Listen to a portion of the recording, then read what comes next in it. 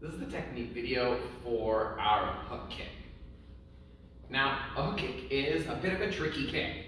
If you've never thrown one before, a really simple way of thinking of it is that I'm essentially going to miss my target with a side kick and come back with the heel of my foot. So if I imagine that you are my target, I'm going to chamber my front leg. I'm going to throw a side kick slightly off to the side, and then I'm going to hook back with my heel before I re-chamber and plant it down. So you can probably tell already where that confusing technique is getting its name. I'm hooking across my body with my heel. Hence, hooking heel kick is another name you might have heard it called by.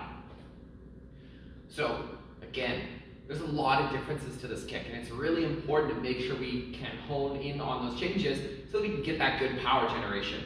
If I try to generate power with my re-chamber or my extension as I normally would in a kick, then I'm gonna fall short because, as you can see in the kick, my extension happens before the strike, then the strike happens, and then my re-chamber happens. So my leg's actually straight while I'm throwing the kick and while I'm following through the target. It's a little bit different because most of our kicks, the final strike is at the end of the extension and immediately before the pull in. Whereas in this kick, we get that little slide across the center before we pull it back in. It also means that we're gonna be generating that power with our hip. So a good practice for this one is literally keeping our legs straight. Up, back, down. Up, back, down. Add that piece in with the rest of the kick. We get that up, out, back in, down. It's our full technique. If I move a little bit faster, I'm going. If I take the back leg and I step forwards as I throw the kick, it's going to be the same thing. Still a little bit awkward because our kick's going to come one way and strike the opposite direction. So I'm going to come up and strike back before I plant it down. One more time, coming up and across.